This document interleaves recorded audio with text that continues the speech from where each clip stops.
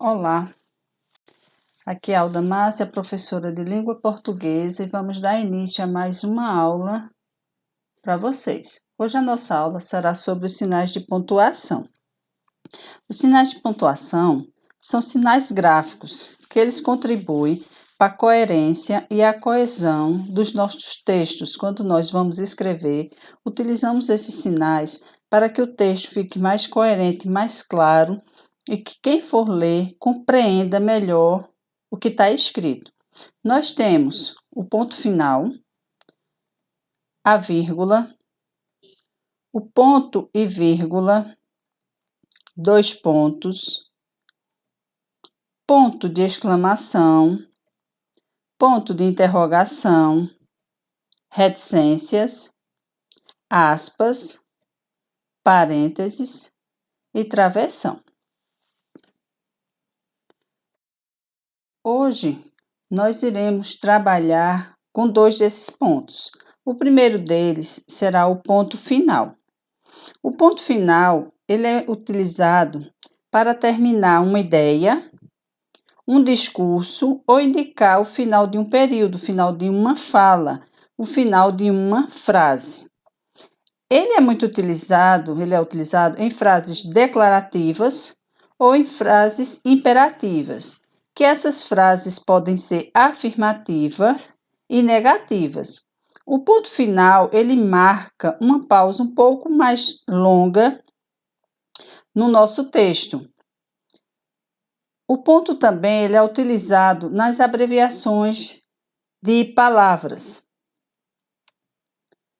Alguns exemplos. Por exemplo, o filme recebeu várias indicações para o Oscar. Aí é uma frase, eu disse o que eu queria falar, eu dei a informação, então eu terminei a minha informação, terminei com o ponto final.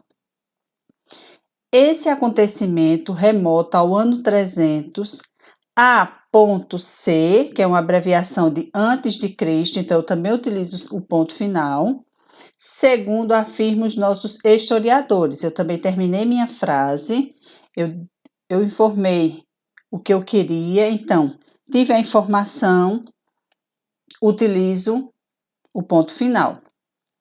Nas frases declarativas. As frases declarativas, ela tem como intenção dar uma informação ou constatar um fato, e nela eu coloco sempre o ponto final.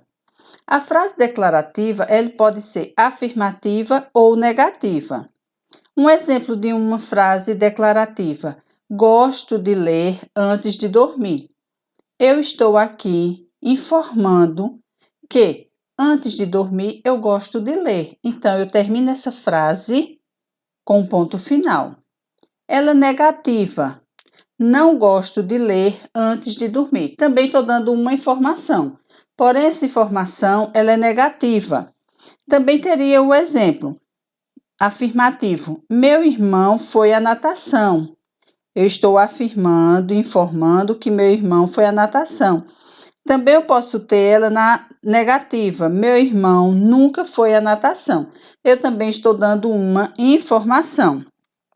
Agora eu venho para as frases imperativas.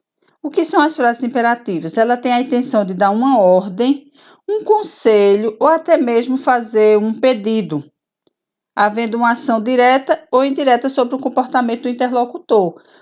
E elas também podem ser afirmativas e negativas. Como, por exemplo, na afirmativa, pare com esse barulho imediatamente. Eu estou dando uma ordem para parar com o barulho imediatamente. Então, essa frase imperativa, afirmativa, eu termino ela com o ponto final. Uma negativa, eu tenho exemplo, não empurre seu irmão. Isso também é um pedido que eu estou fazendo. Então, se eu estou fazendo um pedido, é uma frase imperativa.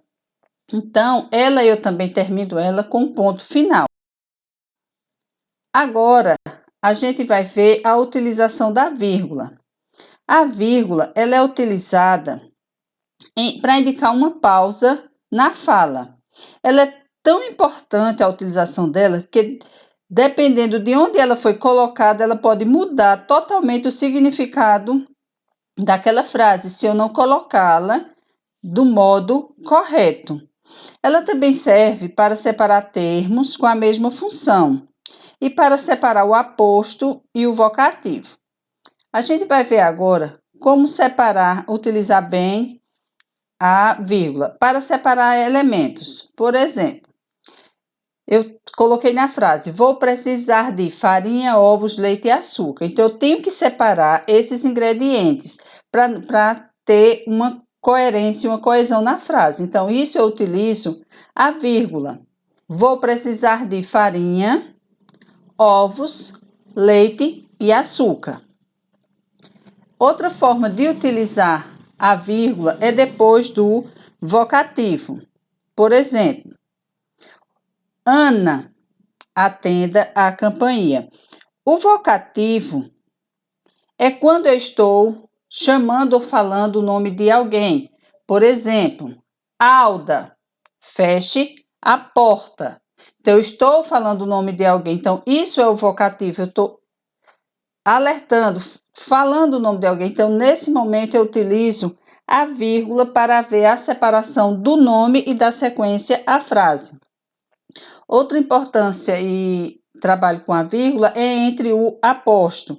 Por exemplo, o aposto, ele aparece entre as duas vírgulas. Por exemplo, João, aí eu coloquei a vírgula, professor do ensino médio, eu estou dizendo quem é João, está de licença. Se eu colocasse apenas a frase João está de licença, eu não iria precisar utilizar a vírgula, mas como eu estou indicando quem é João, que ele é o professor de ensino médio, então eu tenho que colocar esse aposto, essa informação na vírgula. Outra coisa importante, por exemplo, se eu disser Alda está de férias, eu não preciso colocar nenhuma vírgula aí, só o ponto final. Mas se eu disser Alda, professora de língua portuguesa, está de férias. Então, para separar esse professora de língua portuguesa, eu tenho que colocar a vírgula, porque está destacando e informando quem é Alda.